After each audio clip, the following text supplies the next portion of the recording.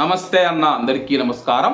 ప్రస్తుతం సోషల్ మీడియాలో భారీ ఆఫర్లు ఇస్తూ ఉన్నారన్నమాట. అలాగే అది మాంసానికి సంబంధించి కావచ్చు, మొబైల్స్ కావచ్చు, వస్తువులు కావచ్చు, రకరకాల దానిలకు మనం చూసుకుంటే భారీ డిస్కౌంట్లు ఇస్తూ ఉన్నారని చెప్పేసి ప్రజలను ఆకర్షిస్తూ ఉన్నారు. దీనిని కొంతమంది ఆసరాగా చేసుకొని ప్రజలను అయితే మోసం చేస్తూ ఉన్నారు.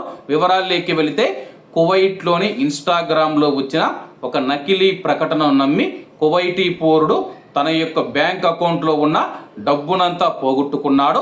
అతి తక్కువ ధరకే గొర్రె మాంసం అందిస్తామంటూ వచ్చిన ప్రకటనను చూసి మోసపోయినట్లు కువైటీ పౌరుడు తైమా పోలీస్ స్టేషన్లో ఫిర్యాదు చేయడంతో ఈ యొక్క సైబర్ మోసం వెలుగులోకి వచ్చింది.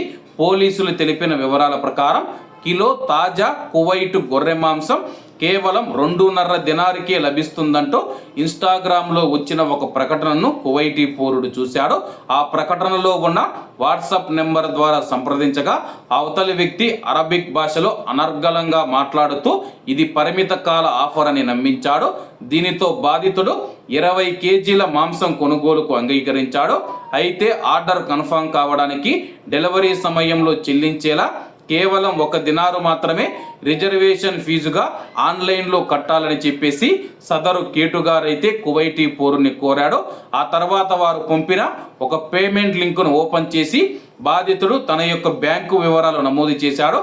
అంతే, కేవలం కొన్ని సెకండ్ల వ్యవధిలోనే అతని యొక్క బ్యాంక్ అకౌంట్ నుంచి ఉన్న డబ్బంతా మాయమైపోయింది. దీంతో తాను ఒక పెద్ద సైబర్ నెట్వర్క్ మోసానికి గురయ్యానని బాధితుడు గ్రహించాడు. ఈ ఘటన పైన స్పందించిన మినిస్ట్రీ ఆఫ్ ఇంటీరియర్ ప్రజలను అప్రమత్తం చేసింది.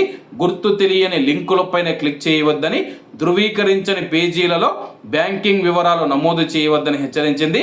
కేవలం చిన్న మొత్తంలో పేమెంట్ చేస్తున్నామని అనుకున్న సైబర్ నేరగాళ్లకు ఇది పూర్తి బ్యాంక్ అకౌంట్ను యాక్సెస్ చేసే అవకాశం దక్కుతుందని చెప్పి అధికారులు స్పష్టం చేశారు. కాబట్టి అందరూ బాగుండాలి, అందులో మనం ఉండాలి. అందరికీ నమస్తే అన్న, జై హింద్.